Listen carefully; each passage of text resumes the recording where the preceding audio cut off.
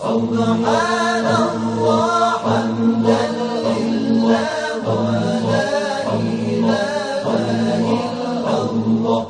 Allah, Allah, Allah, Allah, Allah, Allah, Allah, Allah, Allah, Allah, Allah, Allah.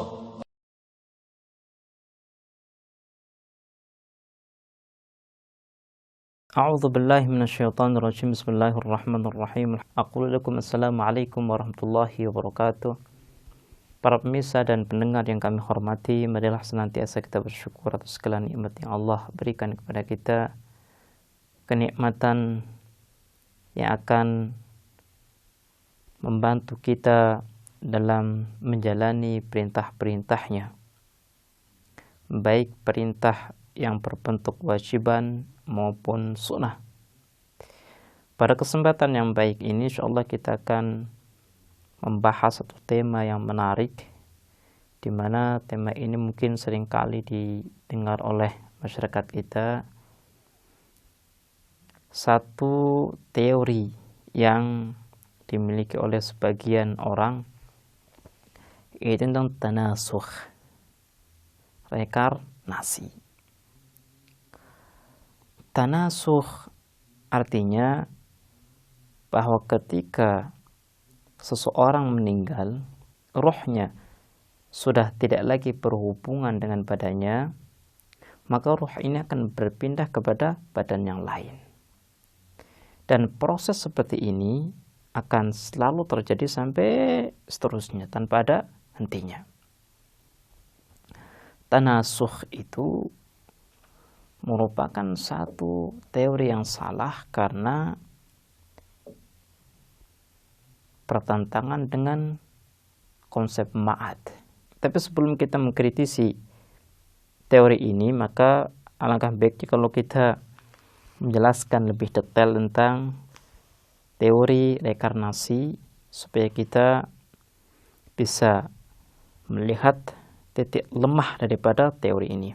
Syahristani dalam kitab Milal wan Nihal beliau menjelaskan tentang arti daripada reinkarnasi. Beliau mengatakan bahwa reinkarnasi itu adalah ketika satu jiwa sudah tidak berhubungan lagi dengan suatu badan, jiwa ini akan berpindah kepada badan yang lain. Dan apapun yang didapatkan oleh badan ini, manusia ini, itu hasil daripada perbuatan yang lalu. Contoh, ada A dan B. A ini sudah meninggal. Karena A ini sudah meninggal, maka ruhnya berpindah kepada B.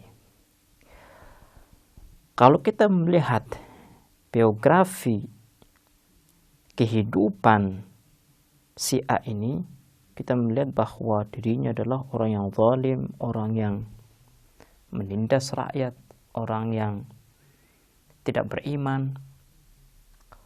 Karena orang ini adalah orang yang bejat, maka ketika dirinya berpindah kepada badan si B ini, Allah Subhanahu wa ta'ala memberikan balasan, memberikan azab. Jadi kesengsaraan dan nasib yang buruk yang dimiliki oleh B itu hasil daripada perbuatan si A. Dan sebaliknya, kalau A ini adalah orang mukmin, orang yang baik, dan kemudian berpindah kepada jasad si B, maka B ini akan mendapatkan kebaikan. Ini adalah makna daripada reinkarnasi yang dianggap benar oleh sebagian orang. Baiklah pemirsa, marilah kita menggunakan kekuatan akal kita untuk mengkritisi teori ini. Kalau seandainya teori ini itu betul atau benar, maka tidak ada artinya kalau orang itu mengkritik orang lain karena berbuat salah, berbuat zalim. Taruhlah kita memiliki penguasa. Penguasa kita zalim, menindas kita. Kalau seandainya kita meyakini teori reinkarnasi, kita tidak boleh memprotes orang ini. Kenapa? Karena apapun yang ia dapatkan itu hasil daripada perbuatan sebelumnya. Jadi dia hanya menerima hasil saja. Tidak memiliki pilihan sama sekali. Seperti ada robot. Robot itu melakukan sesuatu yang kita tidak inginkan. Kalau kita orang berakal, kita tidak akan mencela robot. Kenapa? Karena robot itu tidak memiliki pilihan. Apapun yang ia lakukan itu hasil daripada desainan orang yang membuatnya. Nah, kalau seandainya reinkarnasi itu benar, maka di dalam dunia politik, di dalam dunia sosial, tidak boleh ada protes terhadap orang yang berbuat zalim. Nah, kalau sudah seperti ini, maka tidak boleh ada pengadilan. Kalau sudah seperti ini, maka tidak boleh ada usaha untuk menegakkan keadilan, usaha untuk memperbaiki orang, tidak boleh. Kenapa? Karena apapun yang kita dapatkan itu hasil daripada perbuatan yang lalu. Tapi kalau kita melihat di dunia yang kita saksikan, tidak ada satu negara pun yang cinta kepada kezaliman. Dan setiap negara pasti ada militer, ada pengadilan, itu pasti. Makanya kita memiliki PBB.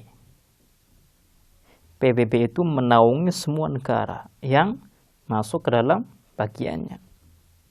Artinya ada tolak ukur untuk menghukum seseorang. Kalau orang ini itu salah, maka akan dipenjara.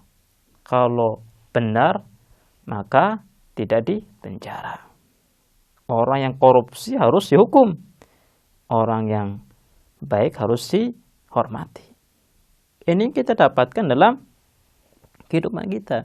Jadi konsep reinkarnasi itu tidak sesuai dengan pola hidup manusia. Dari mulai Nabi Allah Adam alaihissalam sampai sekarang terjadi peperangan antara kezaliman dan keadilan.